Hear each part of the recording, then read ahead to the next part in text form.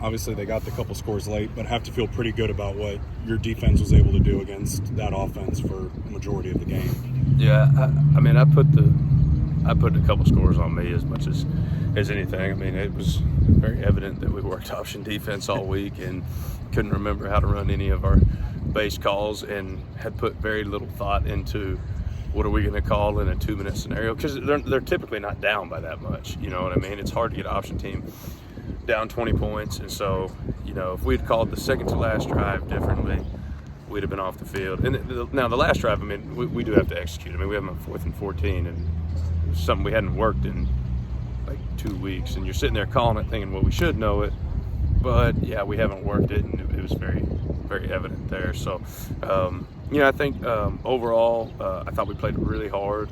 I thought we had guys flying the ball. I thought we out-physicaled them, which I think is a big deal when you're playing a team that prides itself on, you know, being physical. In my opinion, physical, a little bit dirty at times, but you know, we loved that, and our kids embraced it. You know, I thought we didn't get the worst officiated game I've seen in a long time. I mean, it was. I mean, from the 4th and 1 stop to the 4th down inadvertent whistle punt on a 3-and-out to you know, multiple blocks in the back that were clear to everybody in the stands, and you know, our kids didn't bat an eye, and I think that's, you know, that's awesome. Like, we had adversity, some things didn't go our way. Okay, what are we going to do about it? And so I thought they responded, especially, you know, we dominate the first half more or less. I mean, they got some yards, but you know, we were playing. You know, we were doing a good job at least stopping the dive and everything running inside, and it was really kind of a short week for us because we had not talked option football because we had a bye week before Navy. So the plan all along was use the bye, get the option stuff in then, and then obviously with the UCF, you know, moving that game, that, you know, that affected us to be able to get it in. So I thought our kids embraced it. You know, there's some things that definitely get cleaned up from that standpoint, but you know, to go in half 13-7. You know, we've got to have a better situational understanding of what we call on that last touchdown. And that's on us as coaches and on our kids to start to understand those things there. But to go in 13-7 and feel like you dominated the first half and we're only up 6, and then to come out and get a 3-and-out, and then all of a sudden a massive, you know, and it was kind of like UCF all over again. Okay, we're down 14-13. How are we going to respond? Offense comes back, scores, we get some stops, and before you know it, it's 40-20, and the game's kind of blown open. So I thought for 3.5 quarters we played, you know, pretty clean football. The one before the half, and then they hit us on a busted coverage with eyes, and that's, you know, we got to do a better job of coaching that. But yeah, I wish we'd have had a better 2-minute plan and worked it. But you know, if you're playing Navy and it goes 2-minute mode, you plan on winning the game at that point probably. So, but hindsight's 20/20 for sure. I read something last week, or maybe it was over the weekend. Central Arkansas, I think, didn't practice with the ball to prepare for the triple option. How did you guys attack it, and what's kind of some of the approach that you guys used? Yeah, we've done it in the past. Typically in the past when we've done the first day's no ball, and then you start to incorporate the ball off of that. It's not, I mean, you can use the ball, not use the ball. That's kind of a, you know, I think the first day to not use the ball is good. We do a lot of half line, so not as much full 11-on-11, but half line reads, and then you know, really the key with how we play it is you know, the safeties have the most stress on them with how we played it from an eye discipline standpoint, and they did a good job at times, and there's a couple that we, you know, but I think if we had more time, like we had a plan to, it would have been even cleaner. So, you know, that was their first year running it, how we ran it, and then obviously we'll evaluate next year how we're going to play it. But I thought all in all the kids did a good job embracing who we were playing, and just like we talked about, it's a 1-game season and we got to win, and it's no different this week.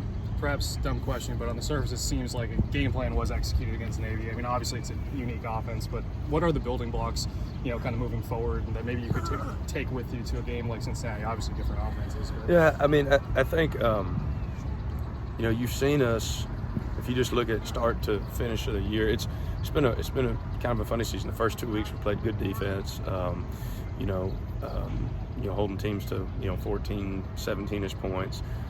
Week 3 we played, I mean, I thought we played really honestly pretty dang good defense until the end there late. I mean, that was a really good offense. I think week 4 was an emotional game where there was highs and lows. I was proud that we responded and came back, and obviously we've seen that was a really good offense, So I think we've gotten better. I think it's just, to me, it's the fundamentals. Like, we've got to tackle better in space. Like, we see that areas we got to get better at, just getting people down in space. When plays do pop, get them down in space, And I thought the biggest thing, to your point, was we played really hard.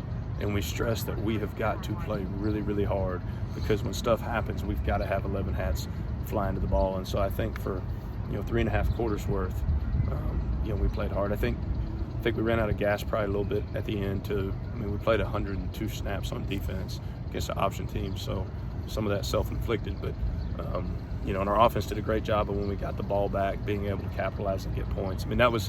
I thought it was huge for us to be able to come out and score early, which we hadn't done, I don't think, as much on offense, to get up, us to get a couple stops. Like, being up 13 versus being down 13 at half against an option team is a completely different game. And so, I think just carryover is just the execution, and then just continue to coach the technique and fundamentals of, but obviously it's good to get back to running some regular defense, because really for 2 weeks in a row we hadn't. UCF was different too, because there's so much of a heavy run team, run the quarterback. So, kind of try to get back to just running our stuff, and kids confident in what we do.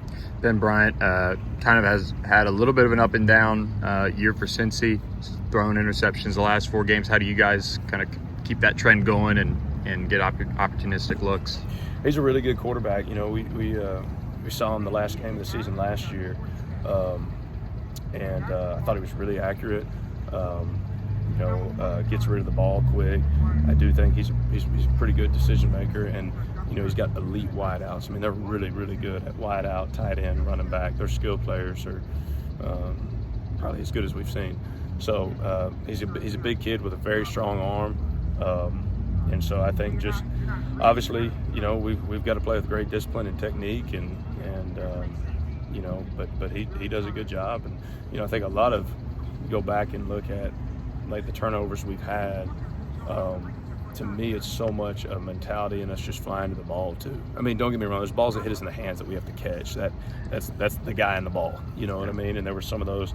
UCF, I think we had 3 hit us in the hands that we didn't capitalize on. So, but I think when you got 11 guys playing really hard and being intentional about getting the ball out, I think good things generally happen. Is that then big for you to get a couple turnovers this last week and kind of see the ball go into the defender's hands and to see those fumbles fall your way to get that maybe going again? Yeah, the one, Jaden Jones made a great play to get the ball out. That was a huge play in the game. And Slade's interception was one of the better interceptions that I've seen in a while. And it's a linebacker running with a slot 40 yards down the field. And in a call that we had definitely not worked that, but that's how savvy Slade is. Like, he's a guy that, you kind of expect to do that. His football IQ is really high. And then we had the one that we didn't get on, that Slade could have got on. That was kind of in a crowd right there on the 3rd down, I believe there. But yeah, I think it's just big for them to see it, and you see, they understand what that does, a momentum shift in a game, especially where, Slade was obviously would have been a turnover on downs, which I told him after, and he said, "Coach, I'm not dropping that." And I said, "I knew you weren't." I said, "You realize you'd have given the offense the ball like on the 30 instead of the 3, but but that would have been a turnover on downside. Ideally, you would say not to catch it, but Jaden's was huge because where it was field position wise, gave our offense a short field, and they were able to capitalize on that. So those are huge plays. And then on the other side, we didn't turn it over, and so we've gotten put on a couple occasions back in some short field, quick situation, sudden change scenarios. We did what we needed to do. We got turnovers. Our offense didn't turn over, which against the option team, that's a recipe to win a lot of games against a flexible team. You already mentioned this. You guys are playing fast and physical, and obviously 100 and something plays against Navy. It kind of seemed like, from our perspective, there was more of a rotation going on with the guys on defense. Was that the case? And yeah. If so, what's the importance? Well, I think the way, the speed that we score touchdowns, at a pretty fast rate when we're moving the ball. So I think us on defense, we've got enough depth at most positions where we can roll guys. And I think as guys continue to gain trust, coaches gain trust in guys to be able to put, some of those guys in earlier in games and I think we're better when we have 22 guys that are running the ball than 11. I just think you look at where we've struggled for the most part in the season on defense has been late in games, and I think just of a self-evaluating, we've got. I mean, you can go back to Maryland. We had kids with, Nick Roberts cramping. I mean, we're just losing guys that, they're not at their best in their fourth quarter. And if they've been rolling wideouts, then, and how good are you going to be to put the second guy in when he's been sitting there for 2-3 quarters? So I think the ability to try to get guys in early and show their teammates and coaches that they can make plays and be trusted. So, I think that's definitely something we're intentionally trying to do to get done.